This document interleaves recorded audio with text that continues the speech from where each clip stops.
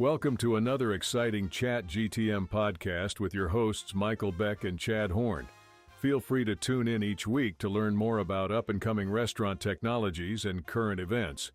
Now take it away, Michael and Chad. Hey, good morning. Hey, Chad, what's up, man? Everything is up. I'm looking forward to next week. At least there'll be one day, Thanksgiving, that we can take a little break because we're going a million miles an hour here, sir. It's been absolutely nuts ever since we came back from the RFDC show.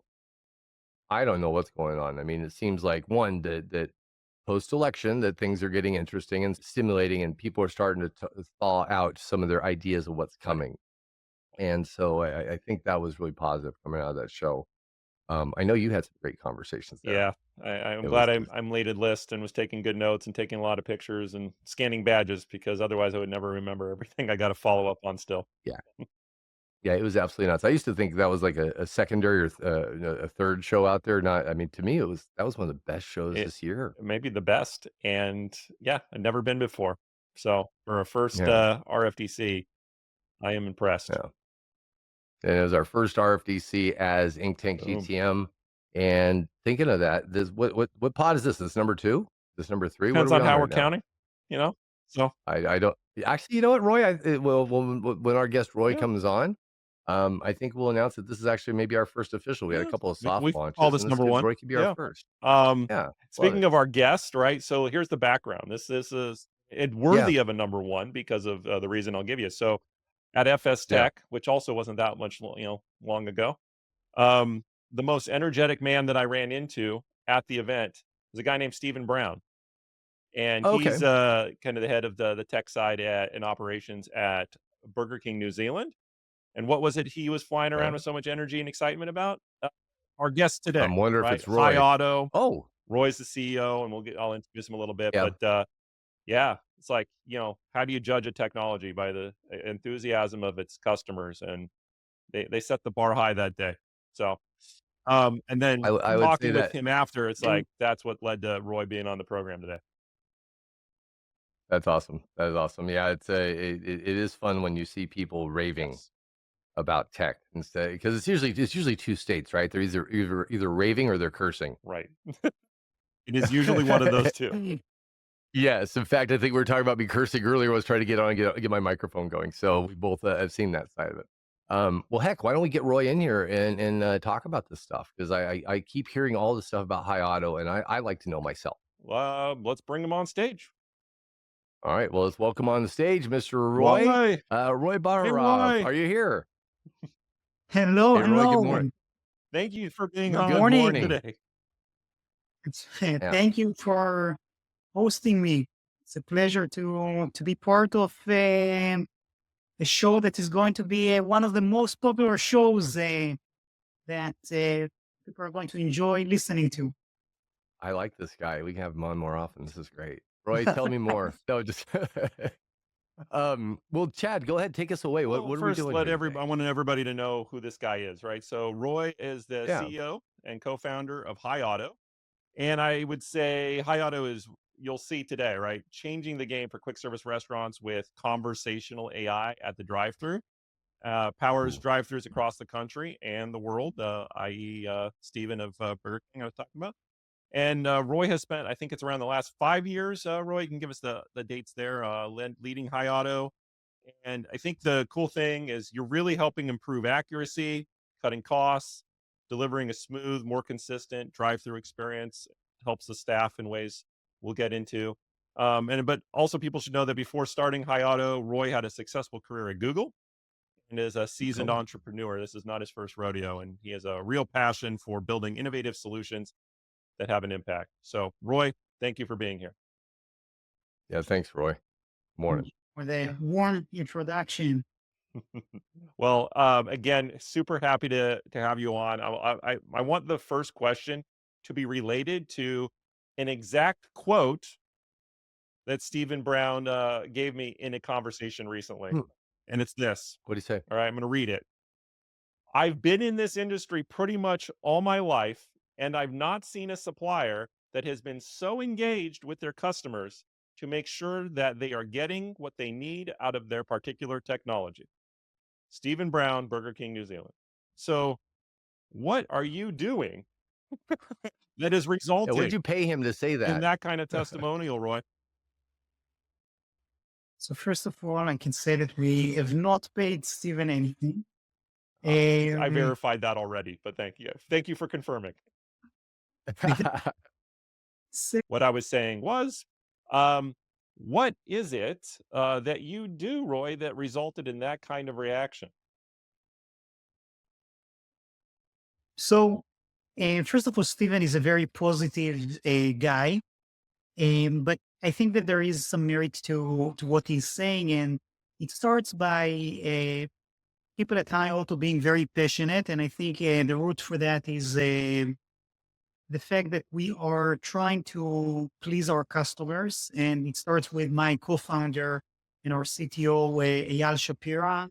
And when we started High Auto, Eyal uh, wanted the service model of High Auto to resemble the Amazon model, where Mm. the customer is the king and the customer is always right.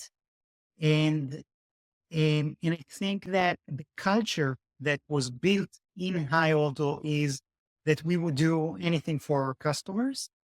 And I think that this became contagious. And so the people that came are also feeling that and thinking this way.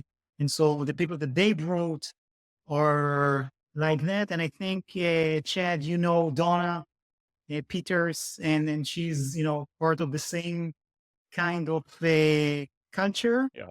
And that's the culture we really enjoy at High. If you can let me indulge me for a second, I just want to do this. Go Donna. She's awesome. And Donna, who's Donna? Is she on the team there? Chad, do you want to say who Donna No. is? I'll Or let you do it because I want people to know For the her world, who's role Donna? in the company and how they should think about her and reach out to her if she's the right person. So Donna is our VP of the global partnerships in the all sales activities. And I think she's a good example to what Steven talked about before, because she is feeling the customer and she sees operational issues and onboarding issues. And she cannot stand things that are not done well for the customers. And so she's putting a lot of pressure on our operations teams and That's R&D good teams. pressure, though, right? Yeah. A good pressure. So we are always, we enjoy that kind of pressure, but and so that's Donna, and she and I think we actually met Chad through Donna. Yes. And I God, had the God. privilege of working with Donna in our prior roles, and we complement each other well for the very reason that you just shared. Why? She's part of the partner tribe, isn't she? She has a partner mindset. She understands how I everything knew it. That's why contributes. Chad lit up so well. Yeah, he loves people to glue the whole partner side. Hey, I got a question. It's one of the things that we vibe on is kind of the why, like why people do things, why they bring things to market, what's their motivation, and thinking about what you did and what you built and what you're continuing to build on. What's the reason you're doing all this? Clearly, money is always the base, right? That's a great out. But what's the why of High Auto? What are you doing this for? Who are you building it for? I think it's not. I think the money is not the reason we're doing this. That's a great byproduct. We all love the byproduct, but yeah, what's the Instead underlying of both my motivation? partner, Tayo, Toyal, and myself, uh, wasn't profitable yet, this journey. Yeah, And it's a lot of hard work, but it's you enjoy, you get a lot of satisfaction from the meaningful things that you are doing. yeah. And I think that there was this research that won the Nobel Prize that showed that happiness is a combination of a pleasure and meaning. and it's 90% meaning and 10% pleasure. So doing this gives us a lot of meaning. In terms of pleasure, not so much. So I think that's the motivation. We are trying. I'll talk about myself. I came at Google. I was working on the product side. Yeah. And I think what drives me is very modestly, what we want is to build something that brings value to a good set of customers and people that brings them value and they're ready to pay for it. And then this is something that is profitable for the investors, that brings, good jobs for people around the world, and that involves innovation, that drives progress in the world. And if we are able to contribute to this ecosystem, then this brings me a lot of satisfaction and meaning. And this is what makes me happy. I love that. Hey, and this is one thing, just as a personal note, we watch tech all the time. And with AI and solutions that are moving so fast in the marketplace, like literally, it feels like you're like almost like the analogy getting on a freeway, but it's the Autobahn and everybody's going 1,000 miles an hour going by on bullet trains. How are you the man at the moment in time to know that technology to create this thing? I mean, you're talking voice AI and some very complex things. Like, how are you guys the ones that are doing this? It's absolutely amazing that you've latched on this quickly, that you're driving with one of the leading types of technology that's going to really provide value. How did you choose to go down this path? I think that there is a misconception that what we do, and so maybe it's just, I don't know if we explicitly said what Hi Auto is doing, but Hi Auto is taking orders automatically at the drive-thru, QSR's drive-thrus, instead of having an employee with the headset inside the restaurant taking the order. Hi Auto is taking the order instead, injecting it to the point of sale, having a conversation that is a natural conversation. The guest doesn't have to know that they're speaking to an automated system. And then this way, we are able to digitize this sales process, make it consistent, help with redeploying labor, etc. So this is what okay, now why us? Why now? Right. And yeah. So the thing about what's happening right now is that there is a misconception that it's very easy to do this. You just take ChatGPT, right? And you tell ChatGPT, can you please run the checkers menu, be an order taker, and Right. this is, you put it on voice mode, and then that's it, and it works.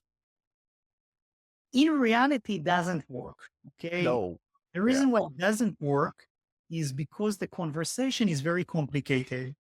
People are changing their mind midway. And of course, there are the accents, there is noise, but the fact that people are changing their mind midway is very challenging. On top of it, so you take ChatGPT, you don't get the accuracy you need. No.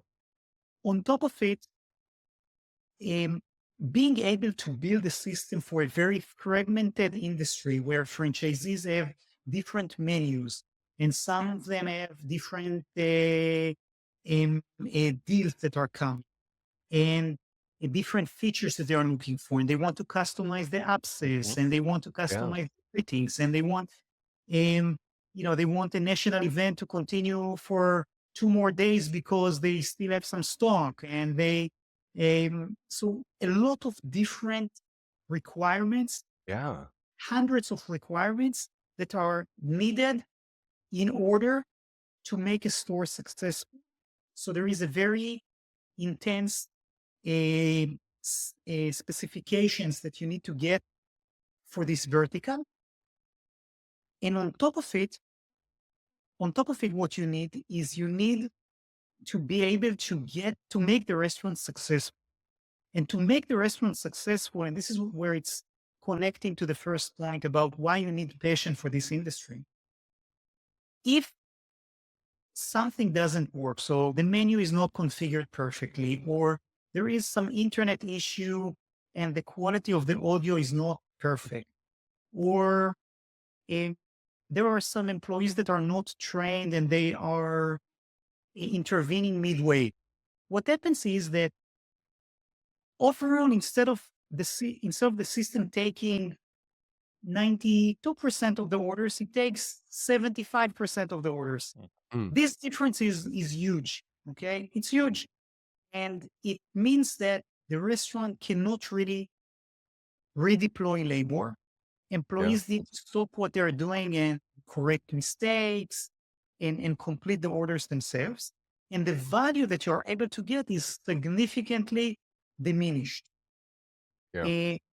So High Auto is able to deliver very high accuracy by building its own AI, not using ChatGPT at the moment, potentially in the future, yes. Plus, we have an element that we call human supervision, where we are able to bring human input to correct the AI in cases where the confidence level is below a certain point. And this is something that brings accuracy from, 80 something percent to 97% accuracy. And then on the completion rate, we have a set of methodologies and tools and capabilities to be able to make the restaurant successful, so they get to this high completion rate, so that they are able to redeploy labor. And it continues to helping them with marketing tools that we have created, like A/B testing on the pitch and on the upsells and recommendations and other things that we're doing. So I think that that's what it takes in order to really get restaurants to be successful. And the ChatGPT piece and the LLMs, that's going to be helpful 2 years from now. But the advancements in AI over the last few years, unrelated to LLMs, and the need for automation in the restaurant space, and the move, the transformation during COVID to automation, I think that this is what created this moment in time where we see the QSR space needing to automate and automating it quickly. Awesome. So Roy, right now you've been at this for a while. You have a finely tuned offering, and you've got clients like Burger King New Zealand. We talked about Checkers and Rallies, Bojangles, Lee's Famous Recipe Chicken, and more, right, across the country. What along the way? Usually the entrepreneurial journey involves pivots and changes. So what are some of the lessons you learned or things that happened that required you to change strategy or direction? So I think the first thing is we started with a solution for the automotive space, building a voice solution for the automotive space, and we pivoted in 2020 to the QSR space. I think that when we pivoted into the QSR space, we made a couple of convictions that I think turned out to be true to this day. The first is that accuracy is non-negotiable, and that you have to be at this 96, 97% accuracy, that the completion rate has to be over 90%. And if it's not, then it's going to be an issue. And this was done based on conversations. Based on that, we've built our company. We have made significant changes to how we approach the technology internally. And we have pivoted our sales strategy And moving from initially using sales channels to selling directly. And we are partnering. We just announced a partnership with Car and with others, but the sales ultimately is a direct sales between High Auto and the customer. It's a critical piece. And I think these were some of the learnings that we had along the way. So some are internal, some had some external implications. And also we have evolved the value. So we keep increasing the value that we bring our customers. So initially it was all about accuracy, then completion. Now, it's how to redeploy labor and what is needed to do that, and the marketing and the customizations. And, we keep, every time we understand one piece, we unlock, what's a higher level need. Makes sense. Interesting. Hey, with your solution, what's as far as the point of differentiation? There's a couple other people knocking on this door. What are the things that stand out? The first one is accuracy. So I think I mentioned it once or twice. So accuracy is really a key. So iAuto is at over 96% accuracy. It's something that we actually sample orders every week, and we listen to orders, and we know, and we check what's the accuracy rate that we have. And that's compared to others, that's significantly higher. The second piece is this completion rate. Again, it can be a difference between, like, we are at over 92% completion rate versus competitors that can be at 75, 80, 85%. So it's a major difference. Yeah. And then compared to the big tech players such as IBM and Google, at least in the past, they require the franchisees to install new headset systems that are fully digital and very advanced digital menu boards. That doing that is a construction project, costs a lot of money. Yep. High Auto is able to work also with legacy systems. We obviously work with new systems, but we can also support the old systems. And then if you're a franchisee, and many franchisees do not have very high profit margins, spending tens of thousands of dollars and getting into construction projects is not something that they are happily doing. So the fact that they can get in without any capex into this voice AI journey is a significant advantage as well. That's great. So they don't have to dig up the drive-through area. They don't have to put in new lines. They can use the stuff that they already have. And so it's minimal disruption, lower cost, and you can put this thing in and get going. How long does it take to deploy something like that? So once we have a solution for a specific system, like Checkers or Bojangles, then getting a new store up and running is fairly easy. We install a box, and we call it an audio box, that allows us to connect to the legacy headset system. And unless there are significant changes in the menu, so for example, it's the first store, a new market, like we opened the Texas market, and a fundamentally different menu, then we have to do listening, we have to do some program, we have to do some changes. But if that's not the case, typically it's like we make sure that everything is okay, and within a day we launch that store. And to get a brand going, it's a longer process. We have to do a listening, we have to do a lot of configuration, design the script, work with the brand on different things, do pilot, optimize, train. It's a longer process. It takes a few months to make that work. Okay. Awesome. So, Thank you. Roy, I know the listener is understanding that High Auto has a big impact on efficiency and performance at the restaurant. I'm thinking back to my conversation with Stephen Brown, And one of the surprises to me was the impact that Hi Auto has on the workforce and the labor and those numbers and culture. And I'll start by to get you there in this conversation. I want to ask this: does Hi Auto take jobs? Does AI take away people's jobs? I think that Hi Auto definitely doesn't take any jobs away.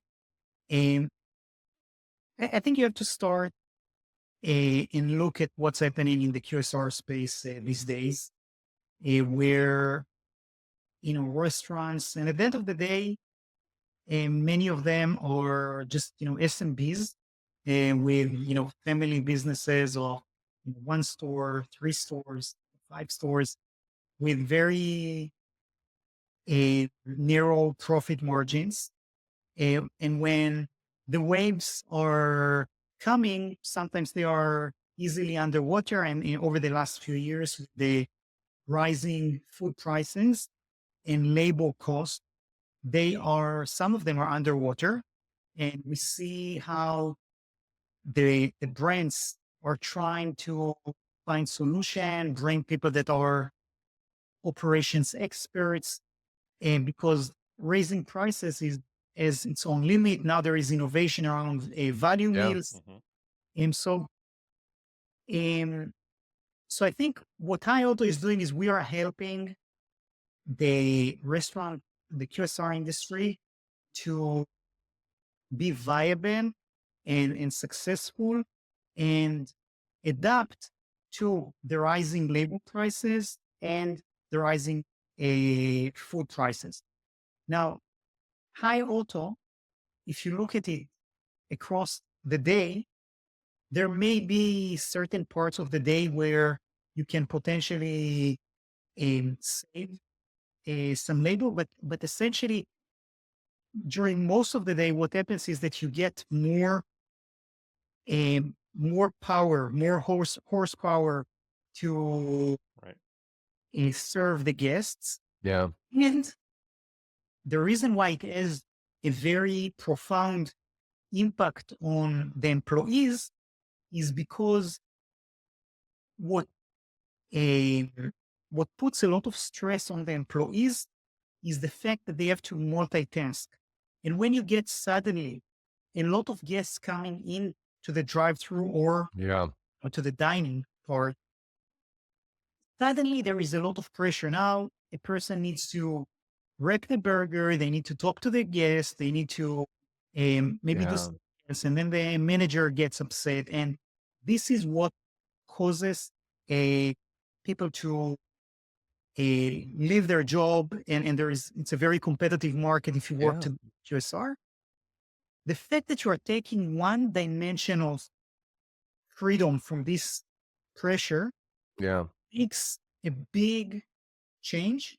And we think that that's the reason why there is a significant reduction in staff turnover in restaurants that are using voice AI. And I'm talking about a 20% reduction. Oh, wow. Huge. That's like some of those tools are turning those, signature marks for employers of choice. What did you give your team to make them better? Right.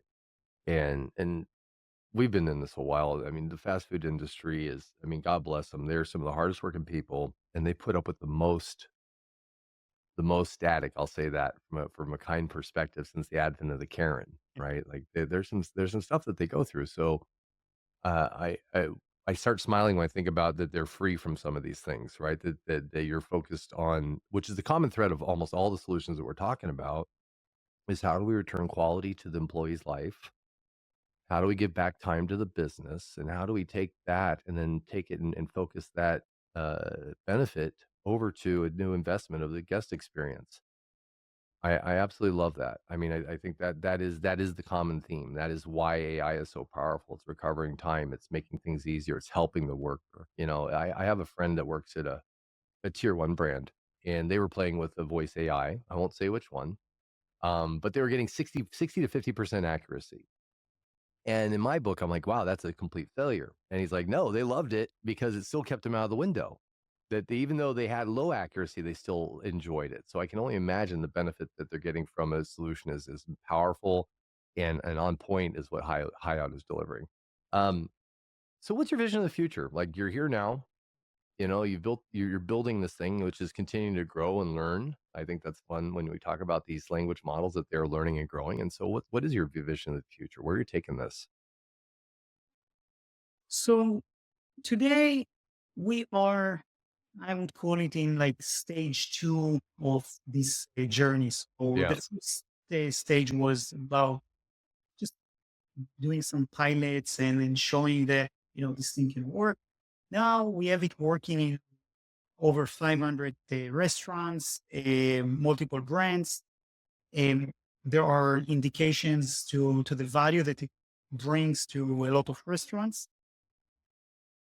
But the table stakes and what we have discussed, what are the advantages of IoT? We talked about accuracy. We talked about labor redeployment. We talked about the completion rates. And this is the basis for the value of the future. And the value of the future is going to come from the ability to digitize the sales pitch. If you look at, most restaurants, I don't know, 99.5% of the QSRs today, they do not know what their team is telling the guests. What are they upselling? How do they greet them? Are they getting upset? And do they want to deliver a new message? And there is a very important marketing channel, which is the marketing channel to the people that are already coming to your store that you are not using. So the future is going to be about how to make that channel smart. So today we are customizing, we're letting you change, but the future is going to be about predictive upselling. What do you suggest to which person, when, where, how do you talk to them, with which voice? And that's going to be where the big difference is going to be a few years from now between the different players in this market. Today, it's about accuracy, consistency, service. In the future is going to be like what Google did to advertising. Yeah. What's going to be done here. Yeah. In terms of this. Wow, this is killing me because I have so many more questions I have just because of the couple of things you said about different voices, right? I'm thinking loyalty and how that ties into the ordering experience. There is so much more. You know what? I love to do this. Can we have you back on the show again and dig into some of these other things, Roy? Like, because there's just a lot of ground to cover about what you do. It feels like we might have a sequel coming up. I would be happy anytime.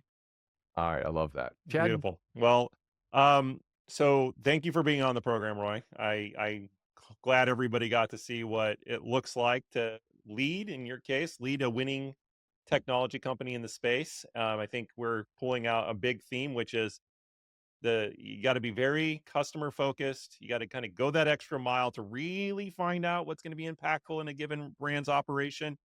And you've got to have the team and the culture to do that and pursue that passion. Kind of like both ingredients are essential. That's what you guys, it's come through that's what you're doing. So congratulations. And I know some people listening are going to want to learn more, like Michael, and aren't going to want to wait for the sequel. So how should people get in touch with you, right? Should they go to the website, LinkedIn? What would you recommend there? What shows you at And next where are you year? gonna Like, be? where are we going to be able to find you? Yeah. Yes. So first of all, we will be at the Checkers Franchisee Convention in Tampa in a couple of weeks, and we're very excited about that conference. I'm happy to connect with anyone on LinkedIn and have coffee, Zoom, and we learn from every person. I think I've learned from you guys and really enjoyed this show.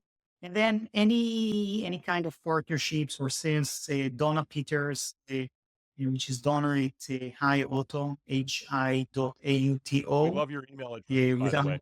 Nice and short. Love it. Yes, no .com. Literally the best email. I was commenting on that one. I was like, that's it? Like, it is probably the shortest email there is. Yes, that was one of the original investment that we made. And I'm not sure if it was a good investment, but we made that investment. And so we are happy to talk and share more information, and looking forward to talking with your audience. Fantastic. So we've been here today with Roy Baharav with Hi Auto AI. They are one of the eminent voice AI solutions for the hospitality industry and in the QSR segment. Please look out for them in the market. They're doing some really, really exciting work. I'm just so optimistic and excited about where these kind of technologies are going to take us. Roy, thank you for your leadership. Thank you for what your team's doing for the world, and thank you for the technologies you're bringing to our communities to help us live better lives, enjoy our experiences better. This is what it's all about. Thank you, Roy. And that brings us to the end of this you. conversation for now. So, Yep. Chat GTM signing off.